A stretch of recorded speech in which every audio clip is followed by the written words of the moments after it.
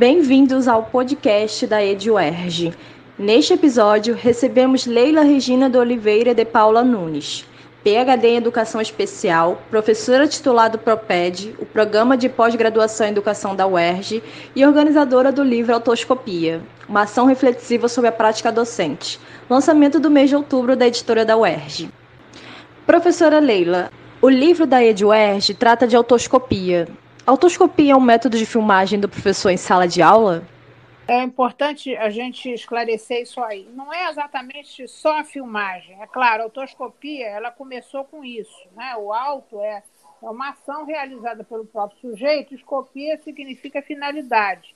Então, é uma possibilidade que tem o professor de se ver atuando, certo? O professor ou qualquer outro profissional. Mas esse não é o elemento principal. O elemento principal é, ao ele se ver atuando, ele vai ser convidado a verbalizar sobre o que ele está achando do seu próprio desempenho e conversar, isso que é fundamental, e ele conversar com outro professor ou outros professores ou o seu supervisor, certo? Porque muitos estudos de autoscopia foram feitos com professores, né, em formação inicial e mesmo com formação continuada, mas é importante que tenha um supervisor com o qual ele vai dialogar. É esse diálogo que vai possibilitar esse professor a ter insights sobre o seu desempenho, ver o que está faltando, quais são as técnicas ou procedimentos que ele utilizou que não foram bem adequadas. Então, é isso, é filmagem. A filmagem, o supervisor seleciona as imagens ali, né? Ele se vê atuando e depois ele conversa, ele verbaliza o que ele achou. Então, essa verbalização dele é uma forma que ele tem de mostrar que ele está tomando consciência do seu próprio desempenho. Esse tema é bastante atual para a formação de novos professores. Com a pandemia, houve uma urgência de se repensar as tecnologias de ensino. Qual a sua opinião sobre isso? Seguinte, não é exatamente as tecnologias de ensino, não é a questão de você usar recursos tecnológicos muito sofisticados, apesar de que a gente usa esses recursos para trabalhar, por exemplo, com alunos que não falam, né, como os alunos que têm paralisia cerebral, que têm autismo, mas eu acho que na medida que o professor ele se observa, né, se ele se observa atuando, a gente faz essa filmagem em sala de aula, fazíamos, né, quando ainda o acesso às escolas era possível. Mas eu acho que toda vez que o professor ele consegue se ver atuando e ele tem alguém com quem ele possa conversar, então isso pode ajudá-lo a desenvolver melhores práticas, né? Seja na pandemia, seja fora da pandemia. Na sua opinião, qual o maior retorno para o professor no uso da autoscopia? Na verdade, a gente incentiva muito o diálogo do professor com o aluno, mesmo que seja aquele aluno sem fala, porque eu, particularmente, e até esse estudo de autoscopia, ele surgiu no âmago de um trabalho que eu venho desenvolvendo já há algum tempo, junto a professoras que trabalham com crianças especiais, que têm necessidades especiais, como os alunos que têm autismo, que têm paralisia cerebral. Fiz esse trabalho, fizemos eu e a professora Carolina Schirmer, minha colega lá da UERJ, quando estávamos promovendo uma formação continuada para professores das salas de recursos multifuncionais. Foi a primeira vez que nós começamos a usar a autoscopia, porque os professores traziam os filmes deles, né, se filmando, atuando junto ao aluno, e isso era mostrado para a turma toda, e depois ele era convidado a falar sobre o seu próprio desempenho. E aí a gente oferecia algumas dicas, a gente conversava, dialogava com ele para ele tomar consciência sobre isso. Tá certo? Então, não é só a apresentação, claro, vai estar se falando do material que ele vai estar usando, do procedimento, das estratégias. Então, é um todo, além dos objetivos também, né? Quando e como começou esse estudo a respeito do método da autoscopia? Como eu trabalho, né? Eu sou professora, agora aposentada, só estou trabalhando agora na pós-graduação, mas a gente tem a formação dos alunos de pedagogia, né? Então, a formação de pedagogia para quê? Para formar o futuro professor. Então, eu sempre estive envolvido com formação de professor. Nesse projeto que nós desenvolvemos, que foi financiado pelo CNPq, nós tínhamos o objetivo de estabelecer a autoscopia como uma variante, como um elemento extra, que a gente julgou que fosse muito efetivo, para essa formação do professor reflexivo. Então, nós usamos inicialmente, nessa pesquisa, junto a professores de sala de recursos, em que eles, como eu disse para vocês, eles se filmavam e depois a gente apresentava esse vídeo e eles falavam sobre como eles achavam que estavam se conduzindo. Depois eu tive várias alunas que fizeram esse estudo de autoscopia, né?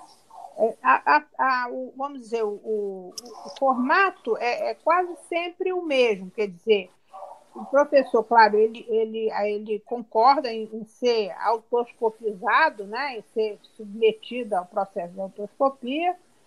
Ele se grava, ele manda esse vídeo para o supervisor ou para o pesquisador, a gente seleciona os elementos, os trechos principais, e depois a gente apresenta isso para o professor e pede que ele verbalize sobre aquilo, como que ele se vê atuando. Então, isso, muitas vezes, ele leva um susto. Nossa, eu não sabia que eu fazia isso. Nossa, eu estou de costas para o aluno. Nossa, eu não dei atenção para aquele outro. Enfim, eu não atendi a necessidade do aluno. E aí eu acho que quando ele verbaliza isso, ele vai tomando conhecimento do seu consciente, do seu próprio desempenho, e a gente vê depois, nesses estudos, a gente pede para eles continuarem se filmando em sala de aula, porque a gente quer ver se, além dessa verbalização que ele faz, se ele modifica as suas ações pedagógicas em sala de aula, certo? Você poderia falar um pouco para a gente sobre o livro que foi lançado há pouco tempo pela EdUERJ, o qual você participou da organização? Sim, então, o livro, a EdUERJ já disponibilizou como e-book, né? E ele, como eu tinha verbo do CNPq, ele me saiu de graça, quer dizer, de graça modo de dizer, nós trabalhamos muito para desenvolver essas pesquisas todas. E então, o livro ele está no formato e-book. O livro impresso ainda não saiu, está para sair esses dias. O e-book, as pessoas que estejam interessadas podem entrar na página da EdUERJ, está como EPUB, né, que é um outro formato que você pode baixar. Entendeu? Então, ou então botar em PDF, né? No caso, eu baixei e depois pus em PDF. E distribuir. Eu estou dando um curso, inclusive, eu e a professora Kátia Walter, estamos dando um curso para professores da UERJ, para alunos da UERJ da pós-graduação e também para alunos da Universidade Federal do Rio Grande do Norte, de Natal, que eles também estão fazendo esse curso conosco. Então, nós disponibilizamos esse livro e eles estão lendo com as várias experiências das pesquisas que eu e as minhas orientandas fizemos utilizando a autoscopia. Então, sempre a coisa se estabelece dessa forma. O professor consente em ser filmado, a gente tem vários encontros com ele, né? Sempre nesses encontros a gente discute o desempenho dele e a gente tem observado que, quando a gente faz esse registro depois da conduta dele na sala de aula, né, que ele traz filmado também, a gente verifica que o professor modifica sensivelmente a sua forma de dar aula, melhorando, então, o seu próprio desempenho, melhorando o desempenho do aluno. Então é uma via de mão dupla, né? Beneficia tanto o professor quanto o aluno. Sim, tanto o professor quanto o aluno. Nos estudos, nos capítulos, tem um capítulo inicial que a gente faz as considerações teóricas e tal, onde é que surgiu a autoscopia, que surgiu na França.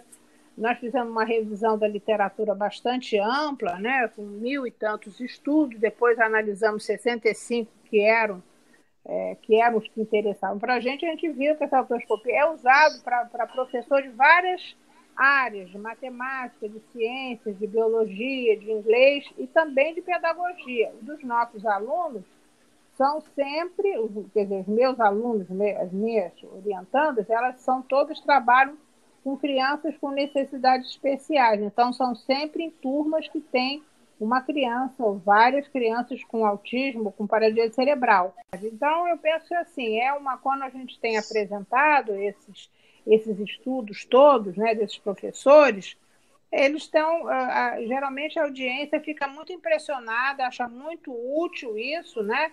Esse processo, embora não seja um processo às vezes muito fácil, que o professor, para ele mesmo se ver, né, se confrontar, porque é uma autoconfrontação, né? O desempenho dele nem sempre é fácil, às vezes tem alguns até que choram e ficam muito assim envergonhados e tal, mas depois eles superam aquilo e veem que eles tiveram muitos ganhos em participar desse estudo de autoscopia. É uma forma do professor refletir sobre a sua própria prática docente, que a gente considera que isso é a melhor forma de você formar o professor, não é dando palestras, né, com uma audiência muito grande, que vai um especialista falar sobre isso, sobre aquilo, não. É partir do chão de escola, do que o professor faz todo dia. Ele se vê atuando, se vê desempenhando o papel de professor e como que essa tomada de consciência desse seu comportamento e também dos próprios alunos, como é que isso vai favorecer uma melhor prática pedagógica e um melhor ensino também para os alunos. Muito obrigada, professora Leila, por ter conversado com a gente. Eu que agradeço.